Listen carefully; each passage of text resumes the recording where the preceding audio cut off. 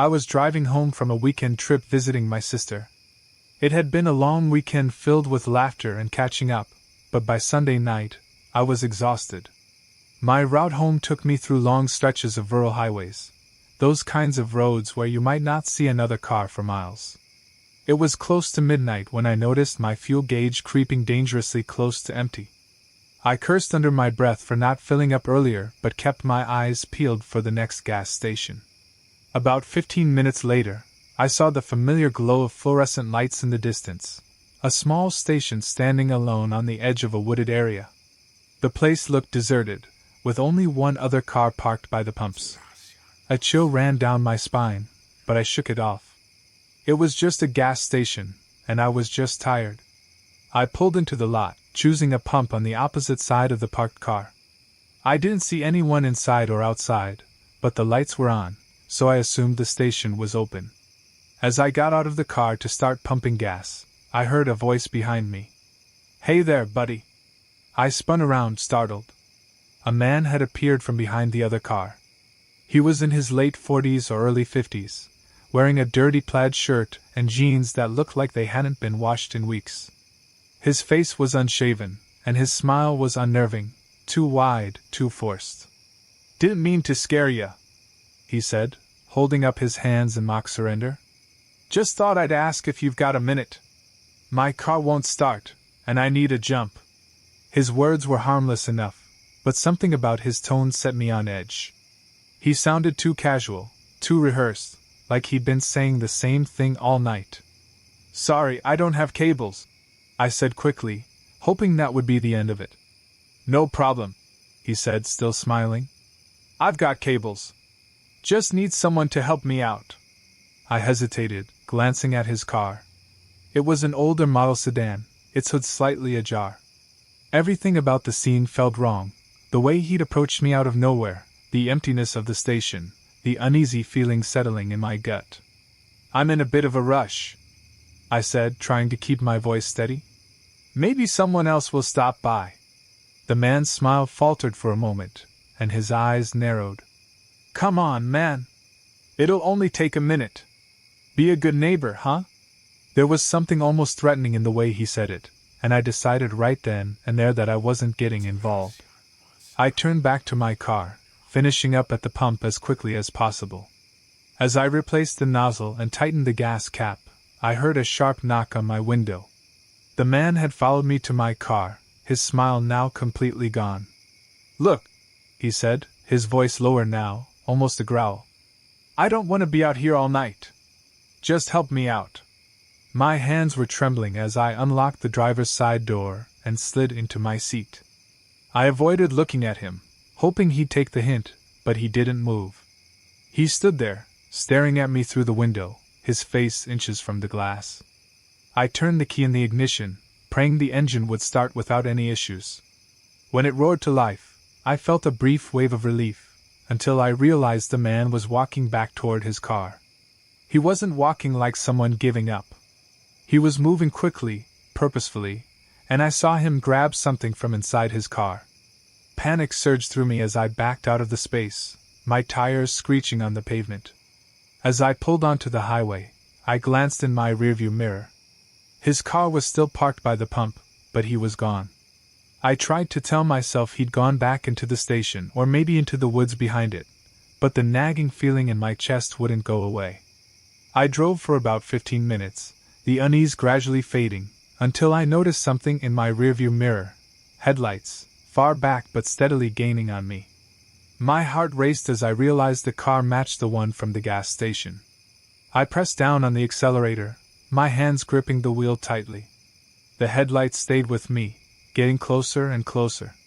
It felt like a game of cat and mouse, with me as the prey. Eventually, I saw a sign for a rest area and decided to pull in, hoping there would be other people around. The lot was mostly empty, but a single truck was parked near the entrance. I pulled in beside it, cutting the engine and fumbling for my phone. I figured I'd call someone, anyone, just to feel less alone. The car from the gas station rolled into the lot a few moments later, parking several spaces away. The man stepped out, holding something in his hand. It glinted in the dim light, and I realized with horror that it was a crowbar. Before I could react, the truck's door opened, and another man, a burly, bearded guy in a flannel jacket, stepped out. He looked between me and the stranger, his eyes narrowing. "Something wrong here?" the trucker asked, his voice booming across the lot. The man with the crowbar froze, his eyes darting between me and the trucker. Without a word, he turned and got back into his car, speeding out of the rest area. The trucker walked over to me, his expression concerned. "You okay, kid?" I nodded, though my hands were still shaking. "I think he was following me." The trucker stayed with me until I felt calm enough to drive again. I thanked him and got back on the highway, my heart still pounding. I don't know what would have happened if that trucker hadn't been there. Maybe the man was just trying to scare me, or maybe it was something worse. Either way, I've learned to trust my instincts. Sometimes it's better to be rude than to take a risk. I was 21 when this happened. I had just moved out of my parents' house and was working 2 jobs to make ends meet. My best friend, Ryan, and I decided to take a short road trip to clear our heads after a particularly stressful week. The plan was simple: head out on a Friday evening, drive through the countryside, and return by Sunday. We took Ryan's old pickup truck, loaded with snacks and a playlist of 90s rock classics.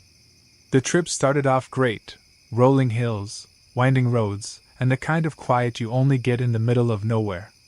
But as the sun dipped below the horizon on the second day, we realized we'd made a mistake. We were lost. It was my fault, really. I'd insisted on taking a shortcut that wasn't on our map. Ryan was skeptical, but I'd convinced him. By the time we figured out the road didn't loop back to the highway, it was already dark. Our phones had no signal, and the last town we passed was miles behind us. "Let's just keep going," I said, trying to sound confident. "We'll find a gas station or something." Ryan didn't argue, but I could tell he was annoyed. About 30 minutes later, we spotted a sign that read, "Twin Pines Gas and Food, 5 miles ahead." Relief washed over me. At least we could fill up the tank and ask for directions.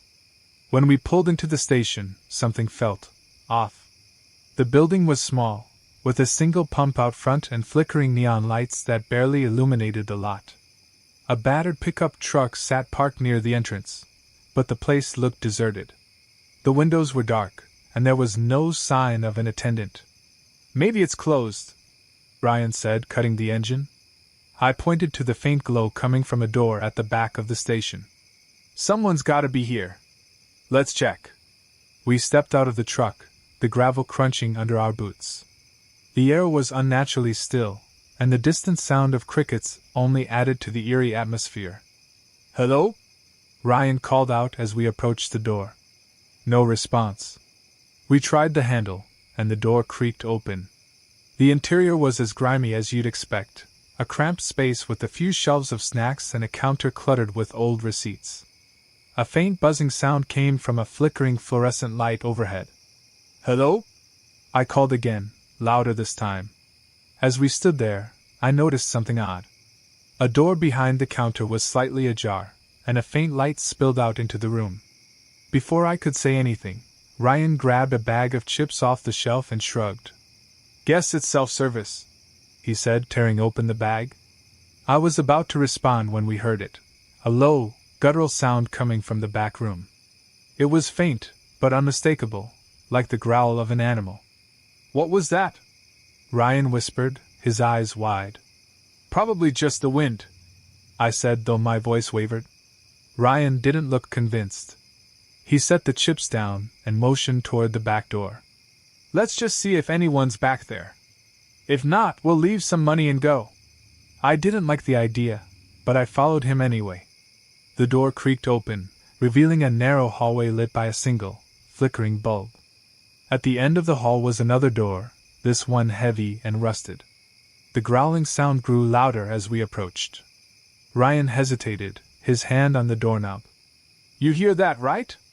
I nodded, my stomach twisting. "Maybe we should just go." But before I could finish the sentence, the door swung open on its own. The room beyond was pitch black, except for a faint red glow coming from somewhere inside. The air was thick with the smell of damp earth and something metallic. Blood, maybe. Ryan took a step inside, his phone flashlight cutting through the darkness. "Hello?" he called out, his voice trembling. Suddenly, the door slammed shut behind us, plunging the room into total darkness. "Ryan!" I shouted, fumbling for my own phone. Before I could turn on the flashlight, something moved in the corner, a quick, jerky motion that sent a jolt of fear through me. "Who's there?" Ryan demanded, his flashlight beam shaking. The red glow grew brighter, revealing a figure crouched in the corner. At first, I thought it was a person, but as it turned toward us, I realized how wrong I was. The thing was hunched over, its limbs too long and thin to be human. Its skin was pale and stretched tight over its bones, and its face was a nightmare. Hollow eyes stared at us from sunken sockets, and its mouth was filled with jagged, mismatched teeth. It let out a guttural growl, the sound vibrating through the room. "Run!" I screamed, grabbing Ryan's arm. We bolted for the door, but it wouldn't budge. The thing let out a blood-curdling screech and lunged toward us, its bony hands reaching out. Ryan slammed his shoulder against the door, and it finally gave way. We stumbled into the hallway, slamming the door shut behind us. "Go, go, go!" I yelled, pushing him toward the exit. As we ran through the station, the lights flickered violently, and a growling sound echoed behind us. We didn't stop until we were back in the truck, peeling out of the lot as fast as the engine would take us. For a while, neither of us said anything. The road stretched endlessly in front of us, and the gas station disappeared into the distance. "What the hell was that?" Ryan finally asked, his voice shaking. "I don't know," I said, my hands gripping the wheel tightly. "But we're not going back to find out." We eventually found our way back to the highway, but the experience stayed with us. I don't know what we saw in that room or why it was there, but I do know one thing: the sign for Twin Pines Gas and Food isn't there anymore. I drove past the area a year later, and the station was gone, replaced by an empty lot overgrown with weeds. Some things are better left unexplored. It was supposed to be a quick trip. I was driving cross-country to visit my brother in Colorado, something I hadn't done in years. I'd just finished a grueling work project, and the idea of wide-open roads and time to myself sounded perfect. My car was stocked with snacks, a solid playlist, and an old coffee thermos that I kept refilling at every stop. The drive started smoothly, and for the first 2 days, I enjoyed the solitude. But by the third night, I was running low on sleep and caffeine wasn't cutting it. The endless stretch of dark highway began to feel oppressive, and the rhythmic hum of the engine made it hard to stay alert. That's when I saw the sign. "Rest stop ahead, 1 mile." It wasn't much to look at, just a small building with a couple of vending machines and a parking lot surrounded by dense trees. But it was quiet, and I desperately needed a break. I pulled in, noticing there were no other cars. The silence was immediate, almost suffocating, as I stepped out of the car and stretched. The only sound was the distant chirping of crickets and the rustling of leaves in the breeze. The rest stop itself was eerily clean. The bathrooms looked surprisingly well maintained for such an isolated place, and the vending machines glowed softly, humming in the stillness. I grabbed a soda and sat on a bench near the edge of the lot, letting the cool night air wake me up. As I sat there, something felt off. It wasn't anything obvious, just a nagging feeling at the back of my mind, like I wasn't alone. I scanned the lot, half expecting to see another car pull in, but there was nothing. Just my car, the vending machines, and the dark outline of the building. I shook it off, convincing myself it was just my tired brain playing tricks on me. But as I stood up to head back to the car, I heard it, a faint, high-pitched whistling coming from the trees. I froze, straining to pinpoint the sound. It wasn't loud, just a soft, melodic tune, like someone whistling a lullaby. It seemed to move, drifting through the trees, sometimes closer, sometimes farther away. I told myself it was the wind, but deep down, I knew better. Deciding I'd had enough of the creepy atmosphere, I hurried back to my car. As I opened the door, I glanced toward the tree line and saw it, just for a moment. A figure standing among the shadows, motionless. It was too far away to make out any details, but I could feel its gaze, cold and unblinking. I got in the car and locked the doors, my hands shaking as I started the engine. The headlights illuminated the lot, but the figure was gone. I told myself I was imagining things, that it was just a trick of the light, and pulled back onto the highway. For the next hour, I tried to focus on the road, but the feeling of being watched wouldn't go away. Every so often, I'd check the rearview mirror, half expecting to see headlights behind me. But the road was empty, stretching endlessly into the darkness. Eventually, the tension began to fade, and I started to feel ridiculous. It was just a rest stop. A weird one, sure, but nothing out of the ordinary. I told myself to stop overthinking and focus on getting to the next town. That's when I saw the lights. At first, they were faint, just a distant glow in the corner of my vision. But as I rounded a bend, they came into view, a set of headlights parked on the side of the road. The car was old, its paint faded and rusted, with one headlight flickering weakly. I slowed down as I passed, glancing at the driver's seat. It was empty. My heart sank as I realized the car looked familiar, too familiar. It was the same make and model as the one I'd seen at the rest stop, parked near the trees. My mind raced with questions. Had the driver broken down? Had they been following me? I sped up, my grip on the wheel tightening. The further I got from the car, the more I tried to convince myself it was a coincidence. But then the whistling started again. It was faint at first, just barely audible over the engine. But as the road grew darker, the sound grew louder, clearer. It was the same haunting melody I'd heard at the rest stop, but this time it seemed to be coming from inside the car. I turned off the radio, hoping the silence would help me think, but the whistling continued. My chest tightened as I glanced at the back seat, half expecting to see someone there. It was empty. Panic set in, and I floored the gas pedal, the car speeding down the highway. The whistling didn't stop. If anything, it grew louder, filling the cabin like a tangible presence. My vision blurred as fear took over, and I barely noticed the next rest stop sign until it was too late. I slammed on the brakes, the car skidding to a stop just past the entrance. My heart raced as I realized I'd stopped in front of another rest stop, one that looked exactly like the one I'd left an hour ago. Same building, same vending machines, even the same arrangement of trees. I sat there, frozen, trying to process what I was seeing. The whistling had stopped, replaced by an oppressive silence. My eyes darted around, searching for any sign of movement, but the lot was empty. Slowly, I stepped out of the car, my legs trembling. The air was cold, colder than it had been earlier, and the smell of damp earth filled my nose. As I approached the building, I noticed something etched into the vending machines, deep, jagged scratches spelling out a single word. Stay. My pulse quickened, and I turned back toward the car. That's when I saw it again, the figure from the trees, standing at the edge of the lot. This time, it was closer, its outline sharper. It wasn't human. Its limbs were too long, its head tilted unnaturally, and its eyes glowed faintly, like embers in the darkness. It took a step forward, and I bolted. I didn't think. I just ran, my feet pounding against the pavement as I threw myself into the car and locked the doors. The figure didn't follow, but I could feel its presence, heavy and suffocating, as I sped back onto the highway. I drove for hours, the road blurring into an endless tunnel of darkness. When I finally reached the next town, I pulled into a brightly lit gas station and sat in the car, shaking. I didn't tell anyone what happened. What could I say? That I'd been chased by something inhuman at a rest stop?